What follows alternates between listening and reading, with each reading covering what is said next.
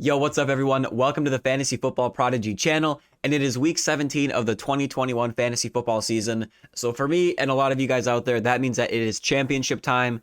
So in this video, I'm once again going to be setting my lineups across my 4 fantasy football leagues. We got some big decisions to make. We have some championships on the line. So just like we've done all season long, I'm just going to show you guys me setting my lineups to give you an insight into my thought process into setting my lineups, how I approach the game.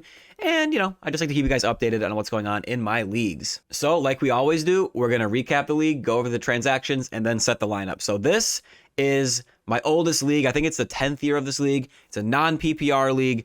And last week was the semifinals, and we did get the victory. I am the Bungling Buffaloes. I have 2 championships in this league over, I think, like I said, it was like 10 years. This is the 10th year, I believe. I got second place last year, lost McCaffrey for the season last year. This year, I lost Derrick Henry and Calvin Ridley for the year, but we still somehow made it to the championship. I don't know how. We got a big victory in the semifinals, and then here's the lineup from that week. Jeff Wilson came in clutch with the start. Antonio Brown in his return had a nice game. Debo did what he's been doing all year. And then Mark Andrews earlier in the season, after a slow start, I traded away Cortland Sutton, who at the time was doing really well, plus Austin Hooper, who, looked like a decent tight end option at the time. I traded those 2 away for Mark Andrews. And that trade, Mark Andrews since then has been the best tight end in fantasy pretty much. And he has really helped fill that gap that in production that I lost with Derrick Henry and Calvin Ridley leaving. Montgomery did well, and then my kicker and defense put up a combined 27 points. Here's a quick look at the bench as well. I think it was some scenario with Chase Edmonds where I didn't know that James Conner was going to be out in time, where it would have made sense for my lineup based on who I already had in and who already played. So I did not get Edmonds in my lineup, but we will be considering him this week because James Conner, their lead running back in Arizona, is a game time decision, I believe, or at least he's questionable as of this recording. In terms of transactions, we did a few things here. So I added Dare Ogunbowale for 0 fab. I dropped Kadarius Toney. I love Kadarius for Dynasty. If you can buy low on him, I would. But it looks like he's gonna miss this game. He's been injured for the pretty much the entire second half of the year, and the Giants' offense just looks putrid anyways. I did add Jake Elliott and drop Dustin Hopkins for my kicker. Hopkins, I believe he was on the COVID list or something. But yeah, I think he was on the COVID list. So I added Jake Elliott, but I would rather play Elliott anyways. Hopkins has been activated off the COVID-19 list. He's playing Denver, and in week 12, he had 1 point against Denver. Denver's got a solid defense, so I'm staying away from that. Meanwhile, Jake Elliott, I believe, has the Washington football team, so I think they can score on them. I spent way too much time talking about a kicker there. Holy moly. And then this is why I make these videos, right? I like to show you guys just to have fun what's going on.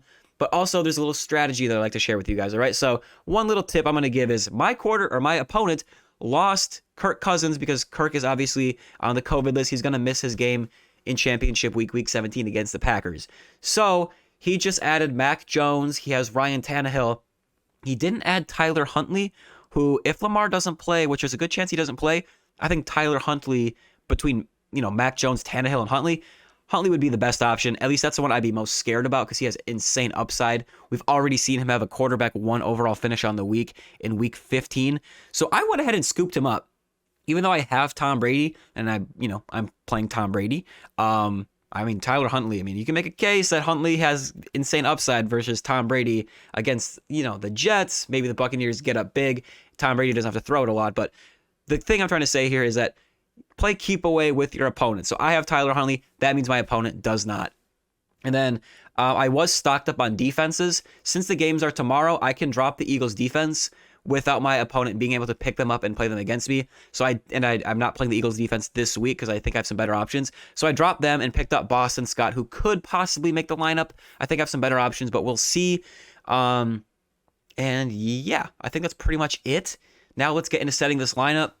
And I am probably going to spend the most time talking about this league. So if it's dragging on, I'm sorry, but the rest of the leagues should be a little bit more concise because there are a lot of things going on in this league. So who are the locks in this lineup, right? Tom Brady against the Jets. Like I said, the only thing I'm worried about is the game script because I think the Buccaneers will win easily. And if they get to a big lead early by running the ball and don't need to throw the ball later in the game, where's the production going to come from? I don't know, but it's Tom Brady. He got me to the championship. Tyler Huntley, he has insane upside, but I'm going to go with the greatest of all time in Tom Brady. David Montgomery against the Giants. Montgomery's pretty much a good play every week. I think he can run on the Giants regardless of the game script, and I do expect the Bears to actually be winning this game because the Giants' offense, without Daniel Jones in particular, has looked very bad lately. So I think David Montgomery should see, a good workload and be good with that workload. And then Debo is obviously a lock, even though I don't think Jimmy Garoppolo is going to play. Trey Lance will be getting the start. I'm still hoping that Debo will not see a big hit in his production.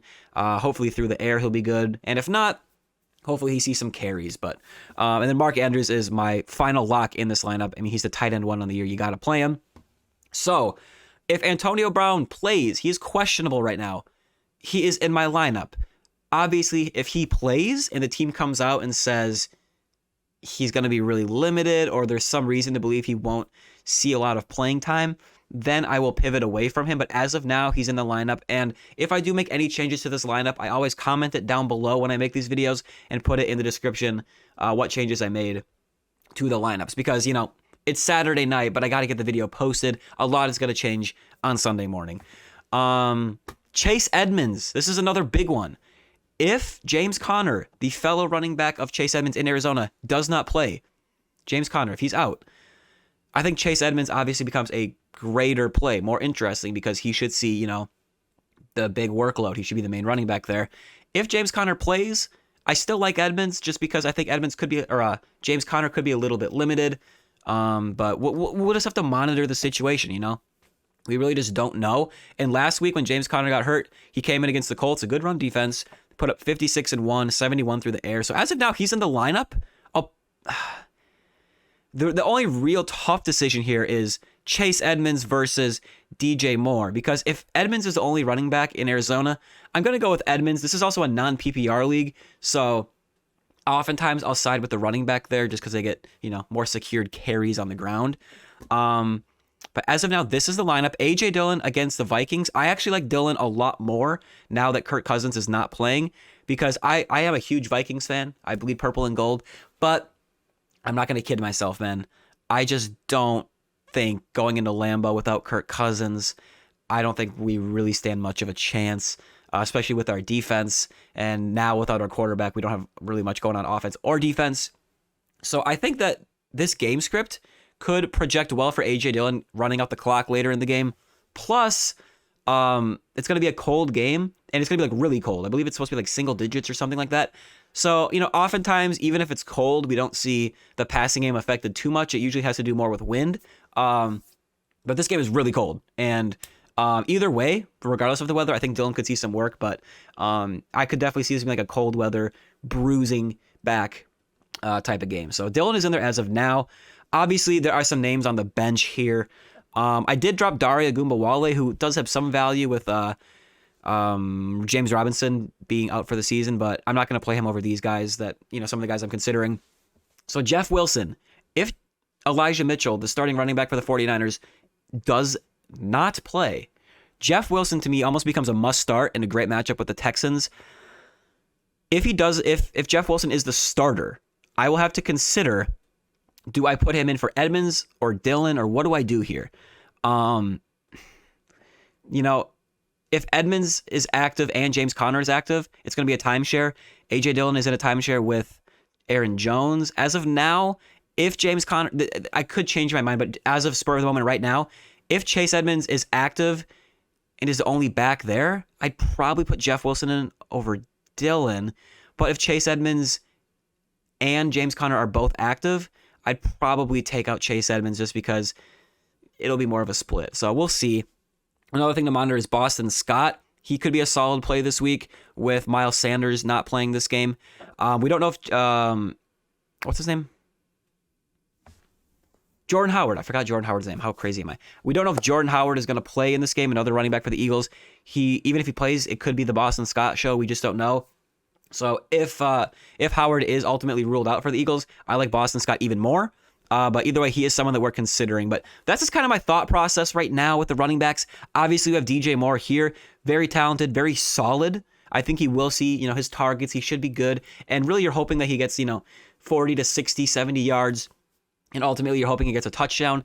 I just think some of these running backs that I have a little bit more upside, particularly, Chase Edmonds if he's by himself, if Jeff Wilson is by himself. And And also, if Antonio Brown doesn't play or if it comes out that he's limited, I'll just go ahead and put DJ Moore in for Antonio Brown. Pretty simple right there. So yeah, those are the tough decisions we have to make. Tyler Boyd has been hot lately. Let's talk about him quick. But Kansas City has been great on defense. And really, Tyler Boyd, he's making some big plays. Whereas I think, Jamar Chase and Higgins for the Bengals are a little bit more secure in their target volume. So Tyler Boyd could do well, but it's a tough matchup, and I think Jamar Chase and Higgins are more likely to do well than Tyler Boyd, obviously. So I'm staying away from him unless, something crazy happens. Jake Elliott against Washington is my kicker, and then I'm playing the Saints against Carolina, which, as I illustrated, their quarterback problems is a reason. That's the reason I love this matchup, and that's why I'm a little hesitant about DJ Moore, and I think it limits his upside. And I do like the Bears against the Giants.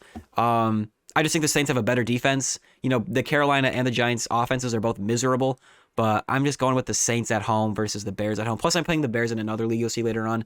So, just kind of split the decision there. And I did drop the Eagles against Washington, who, that's a decent matchup too. But I'm just going with the Saints. And yeah, sorry I spent so much time on this league, but there's just a lot going on. Remember to monitor the comments.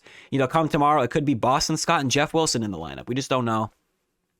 Antonio Brown might not make the lineup if he doesn't play, so we'll have to see.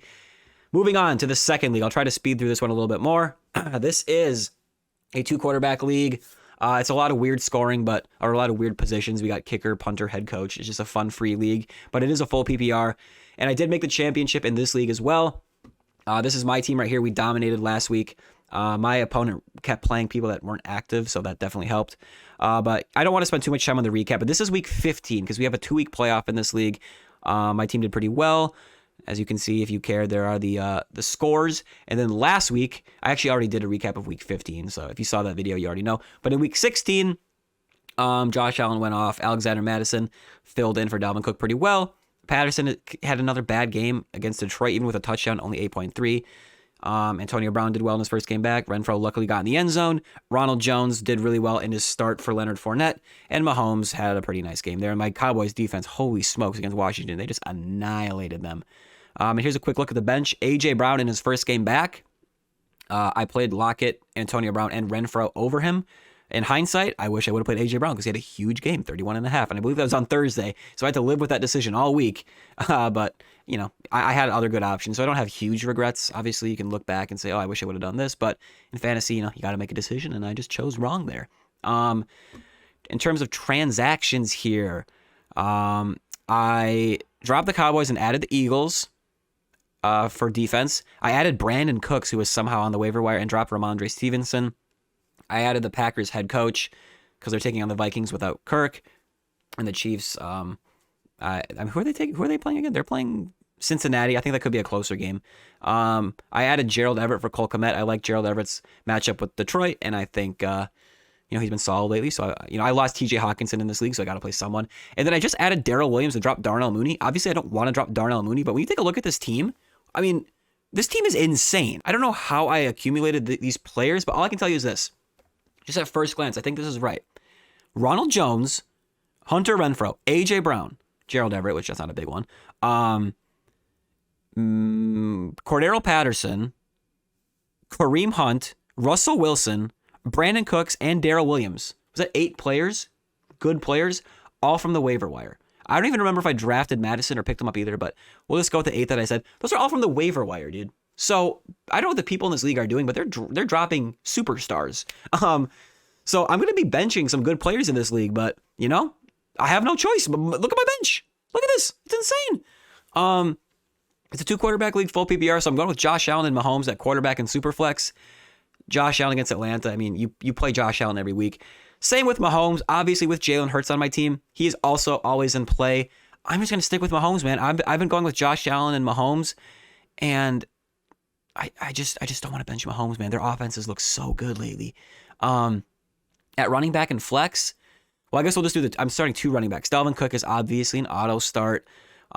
Without Kirk, I think he might take a little bit of a hit, honestly, because I think that could affect the offense as a whole and limit Dalvin Cook's scoring opportunities, but you're not going to bench him no matter what. And then Ronald Jones against the Jets with Leonard Fournette still out for the Buccaneers.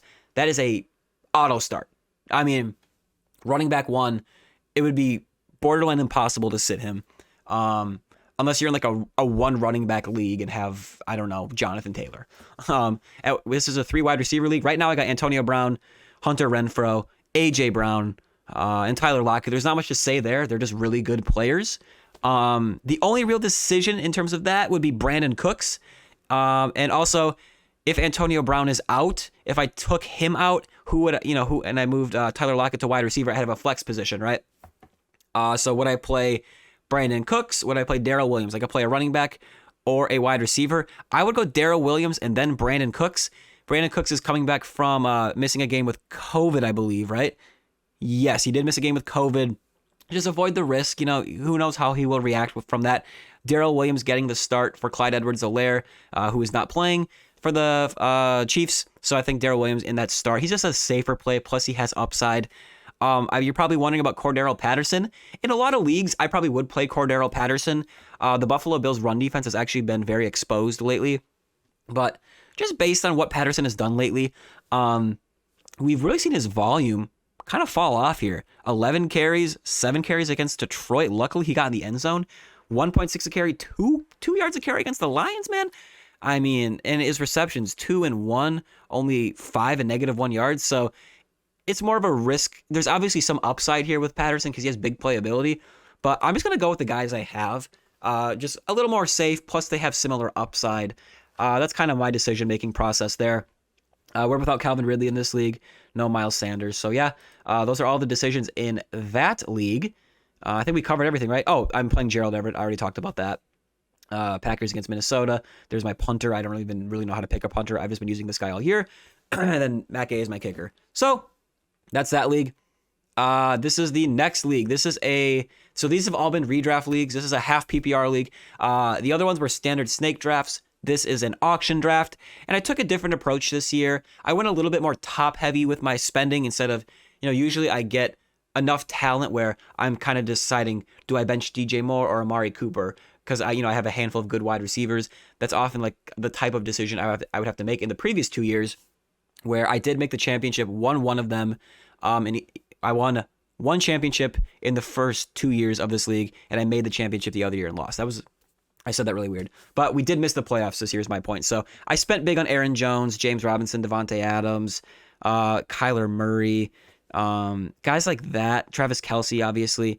And I think if I would have had some better waiver wire pickups, I maybe could have made the playoffs. I missed it by one game, but I had more success in the past with my other strategy of kind of doing a little bit more even spending. Maybe next year I won't. Maybe I'll get some heavy hitters, some really high price guys in the auction draft, but maybe just not as many. Devontae Adams, Aaron Jones, Kelce, that's a lot of money to spend. And in the end, Travis Kelce ended up costing so much more than guys like Waller, Kittle, Andrews. So that's kind of where I have regrets, but just a little lesson I learned, I guess I would say. But yeah, last week I'm not in the playoffs, but I did win. Devontae Adams had a great game. Kyler had 20 points. It's pretty much all there is to say there. I did bench. I didn't play Sony Michel. I played Robinson against the Jets. That was really the decision. And he tore his Achilles. So he only had 1 point. Rest up, heal up James Robinson, but Sony did well. And I did play Russell Gage over Amon-Ra St. Brown. I was a little nervous without Jared Goff playing for Detroit at quarterback and a backup being in, but I should have just gone with Amon-Ra St. Brown. He has been hot lately, and Russell Gage did nothing in that same game, actually. And we were without James Conner. So we live and we learn. At least it wasn't a playoff. There were no playoff implications because I missed the playoffs in this league. Transactions. I haven't done anything in this league since Christmas. I added Noah Fant because I was without Travis Kelce. So, the matchup doesn't really matter. It's just a consolation bracket, but I thought I'd still set the lineup here. Ryan Tannehill against Miami. I'm not a big fan of that play. Tannehill hasn't been great lately. The Miami defense has been pretty good. I think AJ Brown should get his production, but other than that, Ryan Tannehill, look at his numbers. He really hasn't done. He's been okay, but not great. He's been bad some games, so yeah. But I don't have any other options, and there's really nothing on the waiver wire. I'm also playing Kyler Murray. I know he hasn't been his MVP self lately. Kind of like last year, I also drafted him for a lot of money in the auction draft, and started hot, kind of fizzled. But, he's my best option against Dallas. At running back, I am going with Sony Michel against Baltimore, even though the Ravens are kind of a team you attack more through the air. Sony Michel will be the lead back there. He's been great in that role lately. You can look at his production here, but they're going to be without Darrell Henderson. Cam Akers is listed as questionable, but even if he plays coming off that Achilles injury, even if he sees a couple touches, I don't think he'll be super involved. It should just be Sony Michel kind of as the main guy there. Ronald Jones against the Jets. Dude, that's such a smash play. As long as nothing crazy happens and he doesn't get hurt, he should be, awesome. Great matchup. And then Aaron Jones at flex. Aaron Jones has been up and down this year, but he's been pretty good lately, 20, 14, 11, half PPR points against the Vikings. I'm not scared of my Vikings defense right now. Kelsey is an auto start. A wide receiver, Devontae Adams, is also an auto start, especially against an exploitable Vikings defense. Maybe the Packers don't have to throw the ball that much in this game, but I don't care. Devontae Adams is amazing. I am playing DJ Moore in this league. I'm considering sitting him in the other league, but I am playing him here. Amon-Ra St. Brown against Seattle. The matchup doesn't scare me, even though that's a team you kind of run on a little bit more with Seattle. I think the Lions will inevitably have to throw a little bit, right? Because usually the Lions aren't able to just run out the clock on teams. And Amon-Ra St. Brown, for those of you who don't know, even if you're out of the playoffs, this is why it's important to keep up with fantasy for next year. He's seen 12, 11 targets, and he's done a lot with it. So monitor Amon-Ra St. Brown for next year. That's a guy that I like. And then on the bench, James Conner, even if he's active, we don't know what the workload is going to be. And with my other options, with Michel, Jones, and Aaron Jones, well, Ronald Jones and Aaron Jones, we've got two Joneses. I'm not going to play James Conner unless, COVID or something happens. And yeah, I'm going with Amon-Ra over Russell Gage this week. And we did lose James Robinson to IR, but that's pretty much all there is to say about that. And then finally, we have our Dynasty League. We did make the championship, so this was a crazy week. Both of these teams right here did pretty bad. And so my voice is gone, man. I don't know what's going on, but I didn't think I was going to win. James Robinson had his 1 point. No one really did a lot on my team other than Mixon. And then all of a sudden, for my opponent who had some guys playing later later on Sunday, Melvin Gordon only half a point. Who was it? Adam Thielen didn't do much. Tyreek Hill only 2.9. So, I'm thinking, oh, geez, I could win. I'm up pretty big going into the night game with the Cowboys in Washington. All of a sudden, Ezekiel Elliott and Antonio Gibson, they just start scoring points. We're talking receiving touchdowns, rushing touchdowns, all sorts of stuff. But luckily, that game got so out of hand by halftime. You see the score was, the Cowboys won 56-14, that those players barely touched the ball in the second half. I don't even know if Gibson played in the second half. So that was a case where the players that I was playing against did so well, and it was such a mismatched game that it actually played into my favor because they missed the second half for the most part. But we are down bad in this league in terms of injuries here, man.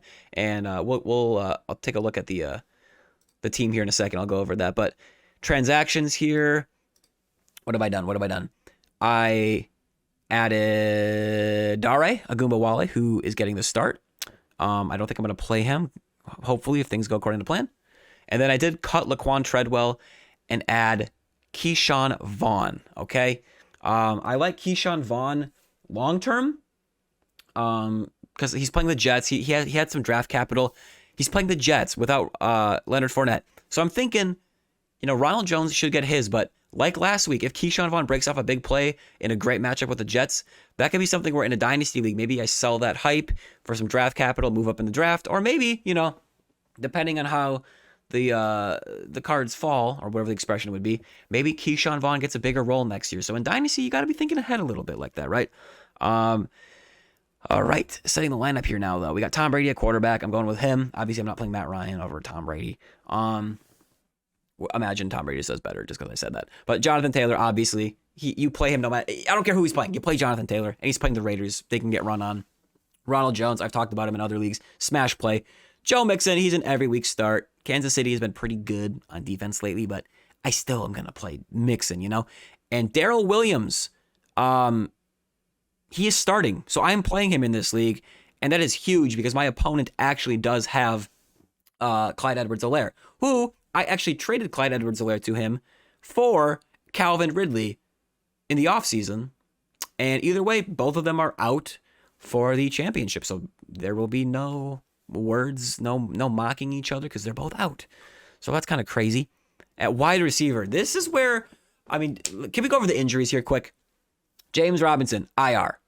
Even J.D. McKissick, not very impactful player, but when I'm losing depth like this with these injuries, I need guys like that. McKissick, IR. Miles Sanders, out. Mike Davis, irrelevant.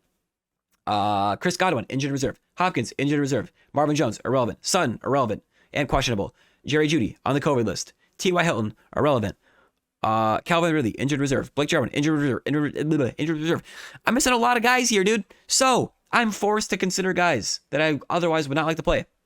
Chase Claypool, who I acquired in the offseason after trading away Deebo Samuel straight up for him. What a stupid trade that was in hindsight. I'm playing Chase Claypool. Just make a big play for me, please. Big Ben, get him the ball. Mike Williams, he's off the COVID list. He should be playing against Denver. I don't want to play him, but I have no choice. It's a tough matchup.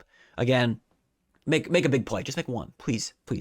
Antonio Brown, he is questionable against the Jets. I talked a bit about him already.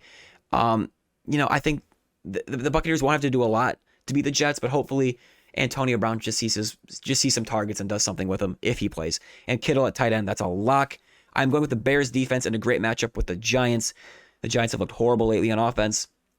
And yeah, I guess the only real thing to add is, let's just say Antonio Brown doesn't play, or for whatever reason, Mike Williams isn't allowed to play. I think he's playing, but I'm not sure. You never know with the COVID stuff. I believe my plan is to add Braxton Berrios or Zay Jones. That's how bad it's gotten.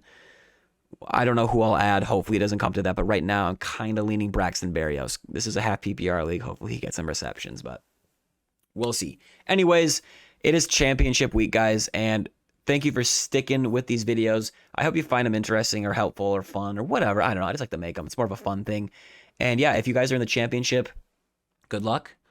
We made the championship on this channel in 3 out of 4 leagues. We missed the playoffs in the other league by literally 1 game, or it was like a tiebreaker. I think I was down 1 game and would have had a tiebreaker. So that's how close it was. And there was a start-sit decision with A.J. Dillon and Aaron Jones that cost me. And then we would have made the playoffs because that cost us a game a few weeks back. But yeah, it's been a fun season, even with all the, illnesses and the injuries. Fantasy is always fun. And yeah, it's unpredictable. And I kind of make these videos to show you how, if you're dealing with these things, how you can cope, play the waiver wire in Dynasty, how you can play the long game with guys like Keyshawn Vaughn. It's kind of like a little raffle ticket. Maybe it works out, maybe it doesn't. But yeah, that's going to do it for the video, guys. Thank you so much for watching. I really, really appreciate it. Make sure to drop a like if you enjoyed the video. Subscribe for more fantasy football content. And good luck in the championships if you're in it. If you're not in it, make sure to keep monitoring the news so you're ready for next year. And I'll see you guys later. Peace out.